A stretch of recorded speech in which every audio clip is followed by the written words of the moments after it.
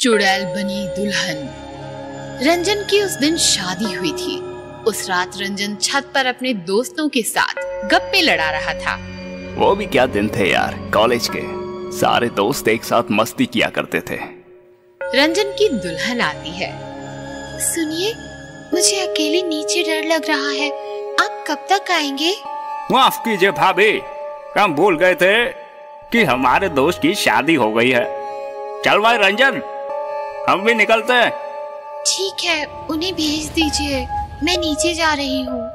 ये रंजन भी ना, तुम्हें हमारे साथ होना चाहिए कि भाभी के साथ? हम शुरू हो जाते हैं तो रुकते नहीं। तुम्हें तो भाभी का ख्याल रखना चाहिए ना। चलो भाई चलो, नीचे चलो, मुझे भी घर जाना है। दोस्त निकल जाते हैं और रंजन कमरे में आता है। दुल्हन खिड़की के पास बाहर नजर लगाए खड़ी थी। नाराज हो गई क्या? आज ही तो शादी हुई है हमारी, हमें इतनी जल्दी लौटने की आदत नहीं। रंजन दुल्हन के पीछे जाता है। कल की, अरे कुछ तो बोलो। रंजन दुल्हन के कंधे पर हाथ रखकर उसको घुमाता है तो उसका चेहरा देखकर रंजन के होश उड़ जाते हैं। कौन हो तुम? तुम कल की नहीं हो, तुम कल की नहीं हो, भूतनी हो तुम, भूतनी। हाँ, मैं भूतनी हूँ। धोखा, तुम मेरी दुल्हन नहीं हो सकती। कल की कहाँ है जिससे मैं प्यार करता हूँ? मैं ही कल की हूँ। मतलब तुमने धोखे से मुझे अपने जाल में फंसाया, मुझसे प्यार का नाटक किया और आज यह रूप? मतलब कल की इंसान नहीं भूतनी है? हाँ, तुम बिल्कुल ठीक कह रहे हो। तुम निकलो यहाँ से। मैं निकल जाऊं? मैं भूतनी ही सही, पर तुम्हारी पत्नी हूँ। 7 जन्म निभाने का वादा किया है तुमने और पहली रात ही घर के बाहर निकल जाऊं? पाप लगेगा, पाप। हे भगवान, क्या करूं? मुझे अपनी पत्नी के रूप में स्वीकार करो और मेरी भूख मिटाओ। कैसी भूख? मैं तुम्हारे दोस्तों को खाना चाहती हूँ। यह क्या बक रही हो? वो दोस्त हैं मेरे। और मैं तुम्हारी पत्नी हूँ। मेरी हर जरूरत पूरी करने की कसम खाई है तुमने, ईश्वर साक्ष। अब अगर भूख नहीं मिटाई तो पाप लगेगा, पाप। हे भगवान, मैं तो बड़े ही धर्म संकट में फंस गया। मैं अब सो रही हूँ, पूरी रात है तुम्हारे पास। सोच लो, अमावस की 3 रातें, तुम्हारे 3 दोस्त। अगर तुमने दोस्तों की कुर्बानी दी तो मैं 3 अमावस के बाद खुद चली जाऊंगी और तुम्हें शादी के बंधन से मुक्त कर दूंगी। और मैंने मना कर दिया तो जिंदगी भर तुम्हें इस विवाह के बंधन से मुक्ति नहीं मिलेगी। ऐसा कहकर दुल्हन सो जाती है और रंजन रात भर सोचता रहता है। सुबह होती है तो रंजन दोस्तों से मिलने जाता है। रंजन, इतनी सुबह सुबह क्यों बुलाया? मुझे तुम तीनों से जरूरी बात करनी है। ऐसा कहकर रंजन तीनों दोस्तों को सारी हकीकत बता देता है। रंजन की बात सुनकर दोस्त चौंक जाते हैं। तुम ही बताओ यारो, अब मैं क्या करूं? तू चिंता ना कर रंजन, हम तुम्हें इस विवाह से मुक्त करने के लिए तैयार हैं। आज अमावस की रात है, पहली कुर्बानी मैं दूंगा। रात होती है, कुंदन रंजन के घर पहुंच जाता है। भाभी कहाँ है रंजन? वो कमरे में है। ठीक है, मैं अंदर जाता हूँ। रुक कुंदन, अब हम कभी नहीं मिलेंगे, ठीक से गले तो मिल लूं। दोनों दोस्त रोते हुए एक दूसरे के गले लगते हैं। खुद को संभाल रंजन, आता हूँ मैं। कुंदन कमरे में चला जाता है।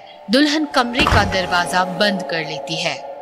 वापस जाना चाहते हो? नहीं, मेरे साथ जो करना है करो, मैं तैयार हूँ।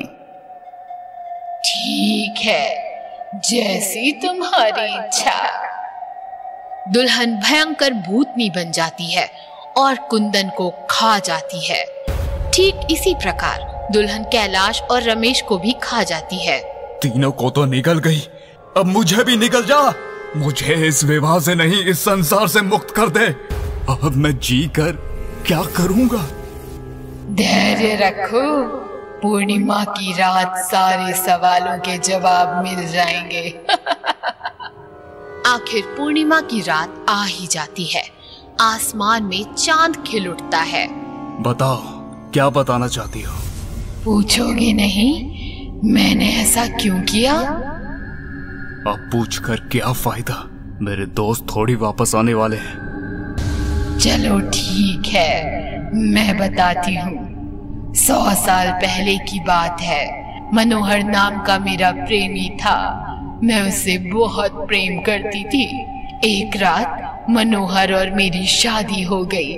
वो अमावस की रात थी। शादी होने के बाद मुझे मनोहर का असली चेहरा मालूम हुआ।